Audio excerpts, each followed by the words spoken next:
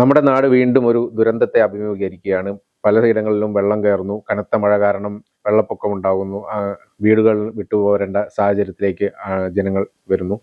ഈ സാഹചര്യത്തിൽ പലരും ആശ്രയിക്കുന്നത് ദുരിതാശ്വാസ കേന്ദ്രങ്ങളെയാണ്. അങ്ങനെ ദുരിതാശ്വാസ കേന്ദ്രങ്ങളിലേക്ക് പലരും മാറാൻ മടിക്കുന്നു. ഒരു രക്ഷയില്ലാത്തപ്പോൾ മാറുന്നു. അങ്ങനെ മാറി വരുന്നവർക്ക് വേണ്ടത്ര സൗകര്യം ഒരുക്കാൻ ഇപ്പോഴത്തെ ഗവൺമെന്റിന് തയ്യാറായില്ല എന്നൊരു ആരോപണം പല രീതിയിലും വരുന്നുണ്ട്. പല സോഷ്യൽ മീഡിയയിലും പല രീതിയിലാണ് വരുന്നത്. ആദ്യം ഒരു സ്ത്രീ തന്നെ പറയുന്നത്, നമുക്ക് ഒരു സൗകര്യവും തന്നിട്ടില്ല, പഴയ സർക്കാരായിരുന്നെങ്കിൽ എല്ലാ സൗകര്യവും നൽകിയിരുന്നു. അതായത് പിണറായി വിജയനെ ഒന്ന് പുകഴ്ത്തി അന്നത്തെ 2018 കഥകളൊക്കെ പറഞ്ഞുകൊണ്ടുള്ള ഒരു സംഭവം.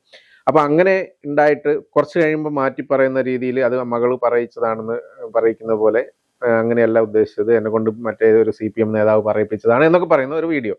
അതിനുശേഷം വീണ്ടും വരുന്നു, മാറി മാറി വരുവാണ് ഓരോന്ന്. പിന്നെ വീണ്ടും അത് മകൾ പറഞ്ഞിട്ടുണ്ട്, അങ്ങനെ പറയരുത്, അല്ലെങ്കിൽ പഞ്ചായത്തിൽ ജോലിയുണ്ട്, അല്ലെങ്കിൽ സർക്കാർ ഉദ്യോഗസ്ഥയാണ്, അതുകൊണ്ട് ഒന്നും പറയാൻ പറ്റില്ല, എന്തെങ്കിലും പ്രതികാര നടപടി എടുക്കും. ഇങ്ങനെ ഒരു സാഹചര്യമൊക്കെയാണ് വിശദീകരിക്കുന്നത് ഓരോ തവണയായിട്ട്. അപ്പൊ ഇതിനിടയ്ക്ക് നമ്മൾ ശ്രദ്ധിക്കേണ്ട ഒരു കാര്യം എന്താ വെച്ചാൽ, ഇതിന്റെ ഇടയ്ക്ക് നടക്കുന്നത് എന്താണ്? ശരിക്കും രാഷ്ട്രീയ കളികളാണ്. ഒരു ദുരന്തത്തെ അഭിമുഖീകരിക്കുന്ന സമയത്തും ഈ രാഷ്ട്രീയപരമായി അങ്ങോട്ടും ഇങ്ങോട്ടും ഒരു ചളിവാരി എറിയുന്ന ഒരു അവസ്ഥ ആണ് ഇപ്പോൾ ഉള്ളത്. ശരിക്കും പറഞ്ഞു കഴിഞ്ഞാൽ അതിന്റെ കൂട്ടത്തിൽ നമ്മൾ ശ്രദ്ധിക്കേണ്ട കാര്യം, അവർ പറഞ്ഞ പല കാര്യങ്ങളും ഓരോന്നായിട്ട് എടുത്തു നോക്കുമ്പോൾ നമുക്ക് പല സംശയമുണ്ട്. കാരണം ഇപ്പോഴത്തെ സർക്കാർ ദുരന്തത്തെ അഭിമുഖീകരിക്കുന്നതിൽ പരാജയപ്പെട്ടോ എന്നുള്ളൊരു ചോദ്യമാണ് വരുന്നത്. സർക്കാർ പരാജയപ്പെട്ടോ ഇല്ലേ എന്നൊന്നും നമുക്ക് വിലയിരുത്തി പൂർണ്ണമായി പറയാനുള്ള സമയമായിട്ടില്ല എന്നാണ് എനിക്ക് തോന്നുന്നത്. പിന്നെ ഇപ്പോ പറയുന്ന പോലെ രാഷ്ട്രീയമായി ഈ വിഷയത്തെ ഒരു കാരണവശാലും, അല്ലെങ്കിൽ രാഷ്ട്രീയമായി ഉപയോഗിക്കാൻ, അതിപ്പോ UDFും ശ്രമിക്കരുത്, LDFും ശ്രമിക്കരുത്, BJPയും ശ്രമിക്കരുത്, അത്തരം ഒരു സാഹചര്യത്തിലൂടെ അല്ല നമ്മൾ കടന്നു പോകുന്നത്. അല്ല, എന്റെ ഇടയ്ക്ക് ഒരു കാര്യം പറയാം. എന്താ വെച്ചാൽ, ഇത് ചിലപ്പോൾ നേതാക്കളോ അല്ലെങ്കിൽ രാഷ്ട്രീയ പ്രവർത്തകർ ഇതിന്റെ ഉള്ളിൽ കൂടെ ചിലർ ഈ കുത്തിത്തിരിപ്പ് ഉണ്ടാക്കാനുള്ള ശ്രമം നടത്തുന്നുണ്ടോ? ആര് ശ്രമിച്ചാലും, അതിപ്പോ ഒരു ഏറ്റവും താഴെത്തട്ടിലുള്ള ഒരു പഞ്ചായത്ത് മെമ്പർ ആയാൽ പോലും ഈ സമയം എന്ന് പറയുന്നത് രാഷ്ട്രീയമായി ഉപയോഗിക്കാനുള്ള സമയമല്ല. ആ പക്വതയാണ് രാഷ്ട്രീയ കേരളം കാണിക്കേണ്ടത്.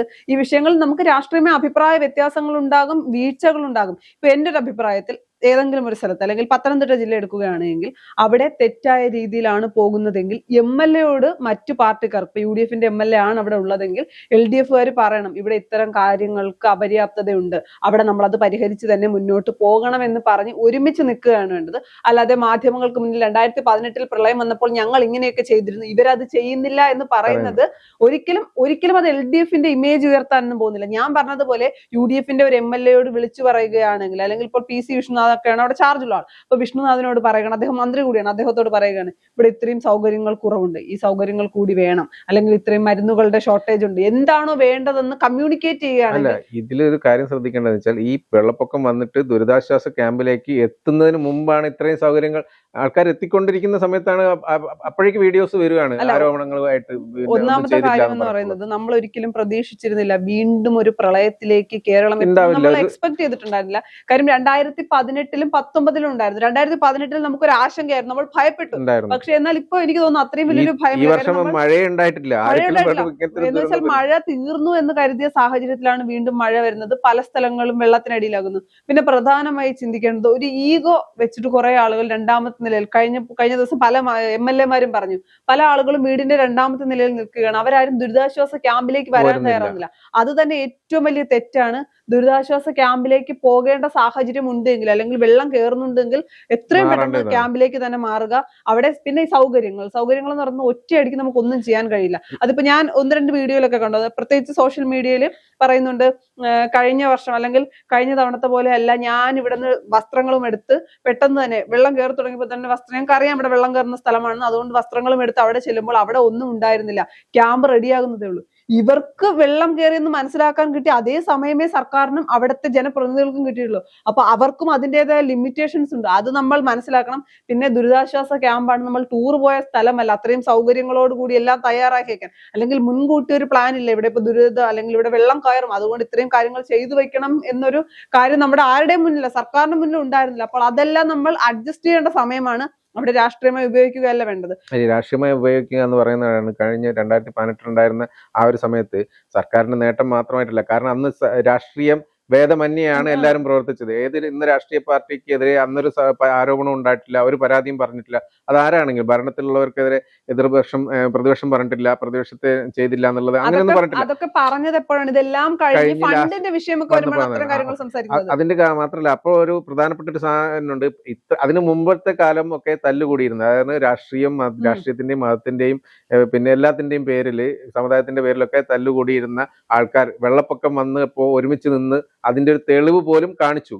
ഇങ്ങനെ വന്നു കഴിഞ്ഞാൽ മതി, ഇവിടെ രാഷ്ട്രീയം ഉണ്ടാവില്ല, മതം ഉണ്ടാവില്ല, എല്ലാവരും ഒന്നിച്ച് നിൽക്കുന്ന മലയാളികളാണ് എന്നൊക്കെ പറയുന്ന സംഭവം 2018-ലും 19-ലും പ്രളയത്തെ നേരിട്ട നമ്മളാണ് 2026-ൽ രാഷ്ട്രീയ ലാഭത്തിന് വേണ്ടി നോക്കുന്നത്. ഒരു സ്ത്രീ ഏഷ്യാനെറ്റിലേക്ക് അവർ കൊടുക്കുന്ന ബൈറ്റിൽ പറയുന്നുണ്ട്, ഇതിനേക്കാൾ നല്ലത് ഇനി ഇവർ കയറി പോകില്ല, ഇതിനേക്കാൾ നല്ലത് വിജയനായിരുന്നു എന്ന്.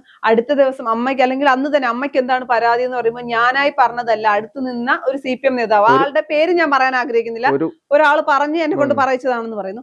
അടുത്ത ദിവസം ഇവർ തന്നെ പറയുന്നു മകൾക്ക് പഞ്ചായത്തിൽ ജോലിയുണ്ട്, മകൾ പറയാൻ പാടില്ല, അല്ലെങ്കിൽ എന്താണ് പേര്, കഴിഞ്ഞ പ്രാവശ്യം ഓണം പോലെ ആയിരുന്നു. അതാണ് ഞാൻ പറഞ്ഞത്, ഓണം പോലെ ഇവർ ആഘോഷിക്കാൻ പോകുന്നതല്ല, ഇത് പെട്ടെന്നുണ്ടാവുന്നതാണ്. ഇപ്പൊ 2018-ലെ പ്രളയ സമയത്തും നമുക്കറിയാം, നമ്മൾ സാധനങ്ങൾ കളക്ട് ചെയ്യാൻ ഒരുപാട് സമയമെടുത്തു.